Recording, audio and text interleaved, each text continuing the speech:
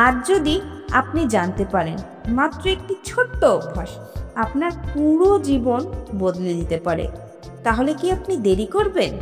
না, এটা কোনো জাদু নয়। সেই অভ্যাসের নাম হলো কৃতজ্ঞতা। বন্ধুরা, আজ আমি একটা ছোট্ট গল্প দিয়ে শুরু করতে চাই। এক গ্রামে রাহুল নামে একটি ছেলে ছিল। ছেলেটার জীবন ছিল খুব কষ্টের। টাকা পয়সা ছিল না, ভালো জামা কাপড় ছিল না, স্কুলে যাওয়ার মতো বই খাতাও ছিল না। তবুও সে কখনো অভিযোগ করতো না। প্রতিদিন ভোরে উঠত, বাবার কাজে সাহায্য করত, তারপর পুরনো বই নিয়ে স্কুলে যেত। একদিন গ্রামের এক বড়লোক মানুষ ওকে দেখে জিজ্ঞেস করল, তুই সবসময় হাসিস কেন? তোর তো কিছুই নেই, দুঃখও করিস না। রাহুল হেসেই বলল, আমার যা আছে তার জন্য আমি খুশি। আমি খেতে পাই, হাঁটতে পারি, চোখে দেখতে পাই, শ্বাস নিতে পারি, এগুলোই তো সবচেয়ে বড় সম্পদ। এমন সহজ উত্তর শুনে বড়লোক মানুষটি অবাক হয়ে গেল। এখন ভাবুন তো, আমাদের কাছে অনেক কিছু আছে, অথচ আমরা খুশি হতে পারি না। সব সময় বলি এটা নেই, ওটা নেই, কেন আমার জীবনে সুখ আসে না? কিন্তু আমরা কি একবারও ভেবে দেখি যে জীবনটা নিয়ে আমরা অভিযোগ করি সেটাই তো কারো কাছে স্বপ্ন। আপনার আজকের ছোট্ট ঘরটাই কারো জন্য প্রাসাদ। আপনার আজকের একবেলা খাবারটাই কারো কাছে উৎসব। আপনার হাঁটতে পারার ক্ষমতাই কারো কাছে সবচেয়ে বড় প্রার্থনা। বন্ধুরা, কৃতজ্ঞতা মানে জীবনকে নতুন চোখে দেখা। কৃতজ্ঞতা মানে অভিযোগ না করে স্বীকার করা যে আমার কাছে যা আছে সেটা যথেষ্ট।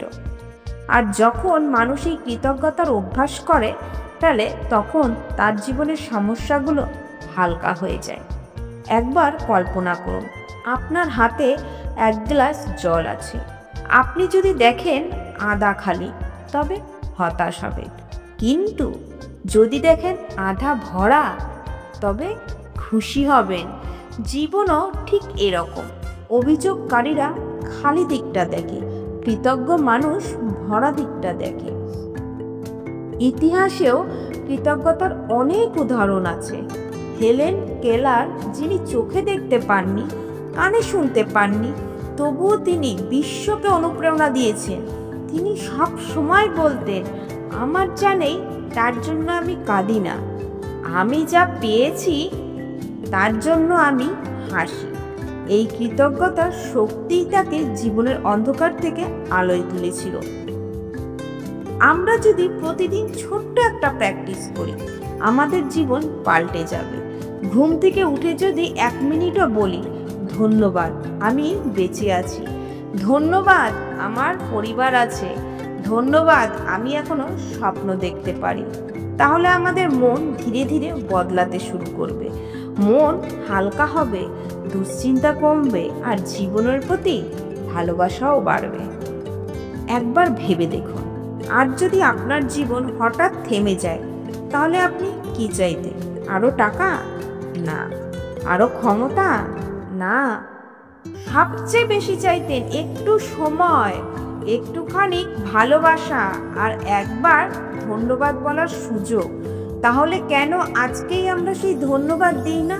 কেন আমরা অপেক্ষা করি হারানোর পর কৃতজ্ঞ হতে? কৃতজ্ঞ মানুষ কখনো হেরে যায় না, কারণ তার কাছে প্রতিটা মুহূর্তই এক একটা উপহার। যে মানুষ উপহারকে সম্মান করতে শেখে, তাকে কখনো হতাশা ভাঙতে পারে না। তাই আমি আপনাদের বলবো, আজ থেকে কৃতজ্ঞতার চর্চা শুরু করুন। প্রতিদিন অন্তত 3টে জিনিস লিখে রাখুন যার জন্য আপনি কৃতজ্ঞ। হয়তো সেটা একবেলা খাবার, হয়তো একটা বন্ধুর হাসি, হয়তো কারো দেওয়া সহানুভূতির কথা। ছোট্ট জিনিসগুলোই বড় সুখ এনে দেয়। শেষ করার আগে শুধু এইটুকুই বলবো, অভিযোগে জীবন ছোট হয়, কৃতজ্ঞতায় জীবন বড় হয়। অভিযোগ মানুষকে দুর্বল করে, কৃতজ্ঞতা মানুষকে শক্তি দেয়। যে মানুষ কৃতজ্ঞ হতে জানে, সে যে কোনো কষ্টেও আলো খুঁজে পায়। তাহলে আসুন আমরা সবাই কৃতজ্ঞ হই জীবনের প্রতি, ভালোবাসার প্রতি, বন্ধুদের প্রতি, এমনকি সমস্যার প্রতিও।